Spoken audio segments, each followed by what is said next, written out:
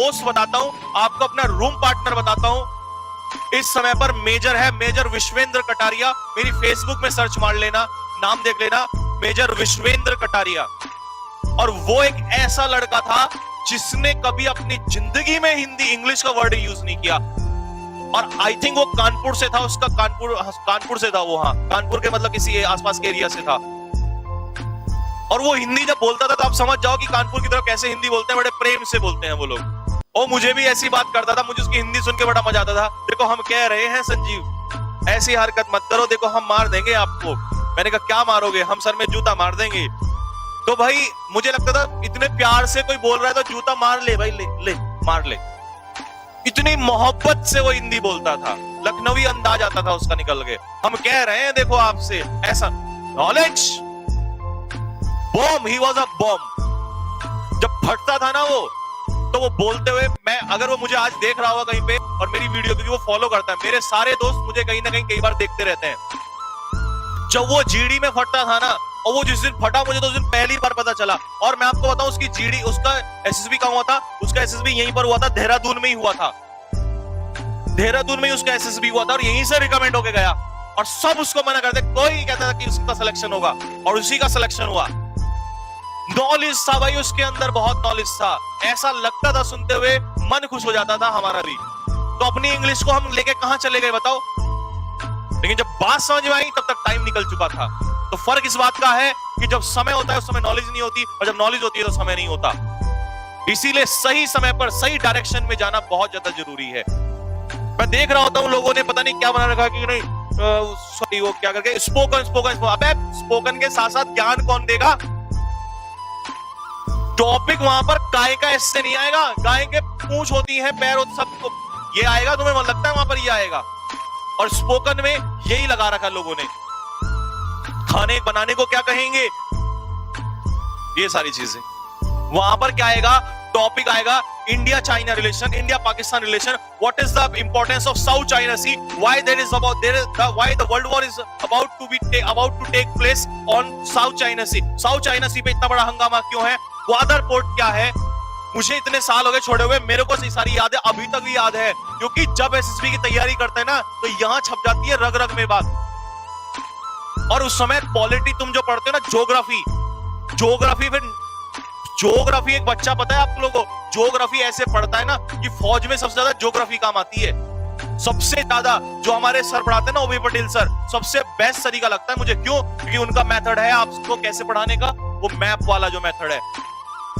आपको अगर सुना दिया ना तो बोलोगे सर वास्तव में ये कहानी होती है। जब बोलते थे ना वहां पे लड़के, तो ऐसे बोलते थे खड़े होके उस समय पर कि यस, जैसे टॉपिक दे दिया ग्वादर पोर्ट की। उस समय ग्वादर पोर्ट बहुत ज्यादा चल रहा था, क्योंकि चाइना जो है उस ग्वादर पोर्ट के लिए बड़ा, और ऐसा फटाफट मैप छाप देते दिमाग में कि यस, अगर पाक स्टेट से निकलेंगे, यस सर पाक स्टेट से निकलेंगे तो ऐसा होगा। अब पाक स्टेट ही ढूंढते रहो भाई, ये कहां पर है? इंडिया और श्रीलंका के बीच में पाक स्टेट है, जल संधि जानते होगे।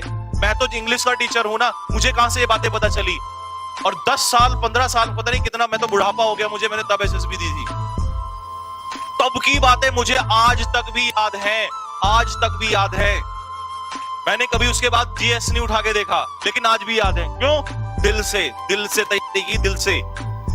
और वो जो मैं बता रहा हूं, मेरा दोस्त विश्वेंद्र कटारिया, भाई ऐसे उसको ऐसा मैप छाप देता था वो, इस तरीके से पूरा एकदम बता देता था कि इंडिया चाइना, एलएसी क्या है, एलओसी क्या है, क्यों एलएसी पे प्रॉब्लम है, क्यों एलओसी पे ये प्रॉब्लम है, दिक्कतें क्या है, साउथ चाइना सी में क्यों चाइना मरने को तैयार है, क्या है ऐसा तेल है वहां पर, क्या है, ट्रेड होगा तो पाक स्टेट से ना जाके पाक स्टेट से जाना क्यों पसंद करते हैं, शॉर्ट डिस्टेंस, ये चीज आएंगी वहां पर। और राधा नाच रही है, मोहन गाना गा रहा है, ये नहीं आएगा।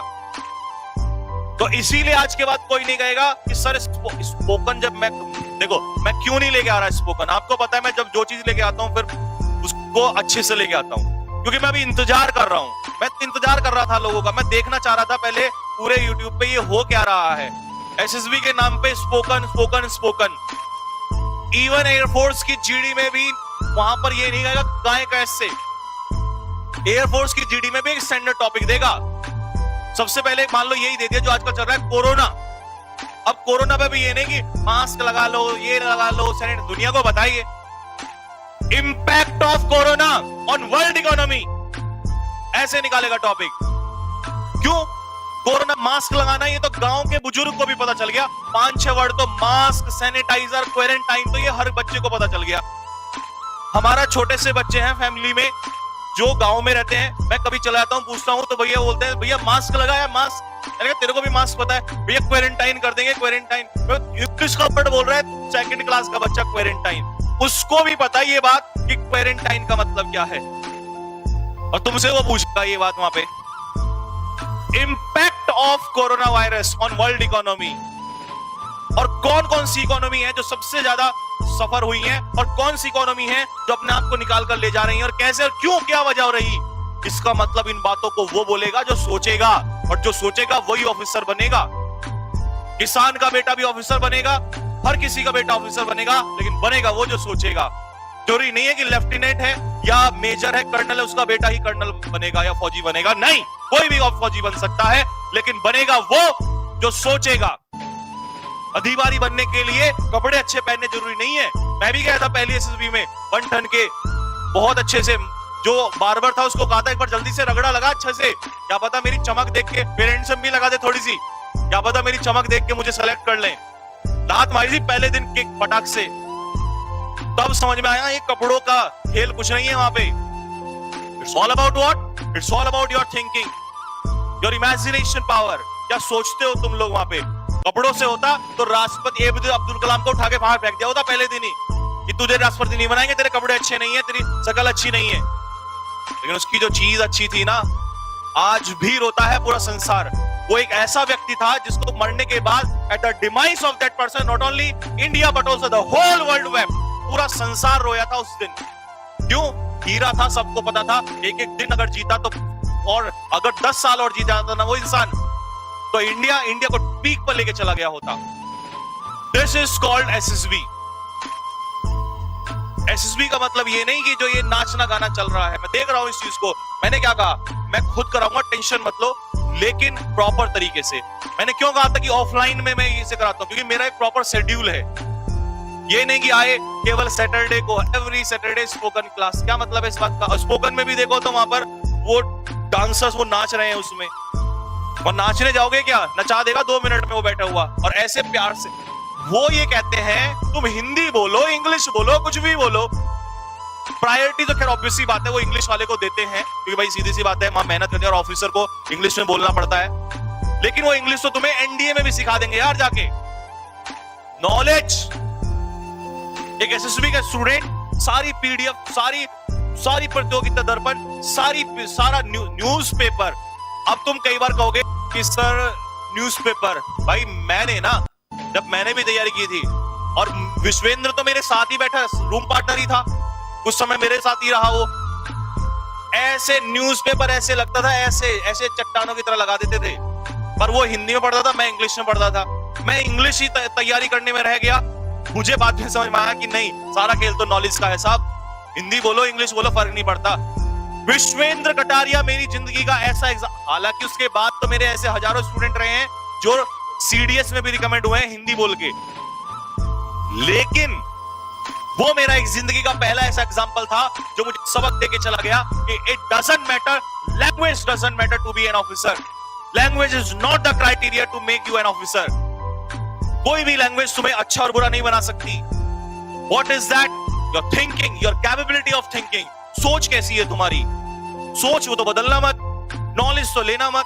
स्पोकन में लगे रहो तुम लोग, आओगे बाहर सारे के सारे वहां से निकल के। It's all about your thinking. और जब नॉलेज होगी तो वर्ड तो आप जोड़ोगे ही, और अगर नॉलेज के साथ साथ इंग्लिश भी लगा दी तो चेरी ऑन द केक, सोने पर सुहागा। तब देखो कौन रोकता है तुम्हें। तो सबसे पहले अगर मेरी नजर में कैटेगरी में किसी को डिग्री दोगे तो सबसे टॉप पे रखो नॉलेज, फिर लेके आओ स्पोकन, यानी फिर लाओ इंग्लिश। और स्पोकन भी वो वाले नहीं, ये छोड़ दो, ये मत करना, सही बता रहा हूं, नुकसान हो जाएगा, मेरा कुछ नहीं जाएगा, मैं आपको बता रहा हूं। लेकिन मुझे बहुत दुख होता है जब बच्चों को गुमराह किया जाता है। क्यों? क्योंकि अगर मैंने जिंदगी में एसएसबी ना दी होती तो मुझे भी नहीं पता होता। मैं भी लोगों की तरह कहता कि जब एसएसबी में जाते हैं तो वही चेक करते हैं तुम चलते कैसे हो, सोए कैसे हो, गाना कैसे, बैठे कैसे। अबे कुछ नहीं चेक करते वो लोग। बच्चे इतने डर जाते हैं, पता लगा कैंपस में एंट्री की और वहां भी ऐसा चेक कर रहे हैं, कोई है तो नहीं। चलते फिरते भी बोला कोई देख तो नहीं रहा होगा मुझे, कुछ नहीं है यार, बेकार की मजाक बना रखा है। और ये उन लोगों ने ज्यादा बना रखा है जिन्होंने कभी एसएसबी का मुंह तक नहीं देखा, कैंपस के अंदर एंट्री करके नहीं देखी, उन लोगों ने ये ज्यादा हाल बना रखा है। क्यों? पैसा है, सब कमाओ, धंधा है, सब कुछ। बच्चों को पता नहीं होता। सीडीएस, मैं फिर बोल रहा हूं कल की तरह, सीडीएस वालों को करके दिखाना जरा, सीडीएस वालों को बता के बताओ जरा ये सारी बातें, सब पता रहती है। ये एनटीए वाले बच्चों के साथ, एयरफोर्स वाले बच्चों के साथ ये सारी हरकतें होती हैं। क्यों? ये बच्चे तो, इनको पता ही नहीं होता, इंपॉर्टेंस ही नहीं पता इन बच्चों को क्या क्या चीज इंपॉर्टेंट है। एक बार बोल दिया स्पोकन, बेचारे लगे रहते हैं उसी में। तो इसीलिए डरने की जरूरत नहीं है, टेंशन करने की जरूरत नहीं। मैं क्यों नहीं बोला मैं आज तक इस बारे में? क्यों? क्योंकि मुझे पता है, मैं देख रहा हूं, अभी मैं इंतजार कर रहा हूं, और मेरा सारा खेल यही है, मैं अंत तक इंतजार करता हूं, और जब मौका आता है प्रहार तब करता हूं। क्योंकि मुझे ये बात एक ब्रिगेडियर साहब थे, जब मैं उस समय एसएसबी में था तो उन्होंने मुझे कई बात, बहुत अच्छी अच्छी बातें सिखाई। एंड ही वाज साइकोलॉजिस्ट, बहुत अच्छी बात बताई उन्होंने। कर्नल डागर, एक बार दिल्ली में मैं मिला उनसे, उन्होंने बहुत अच्छी बात बताई। बोले बेटा एक बात याद रख लेना, अगर जंग जीतनी है तो पहले सबको अपने हथियार छोड़ लेने दो। Watch, wait and watch. फौज कहती है जरा एक बार देखो, हाँ ऑफेंड भी करना, डिफेंड भी करना है, सारी बातें हैं ये जो सीखनी पड़ेंगी। ये 15 OLQs आपको सीखनी पड़ेंगी ऑफिसर बनने के लिए। फौज में जाना है तो फौज कपड़ों से नहीं बदलती, फौजी कपड़े कपड़ों से नहीं देखा जाता। इस बात को दिमाग में सेट कर लेना। ठीक है बच्चों?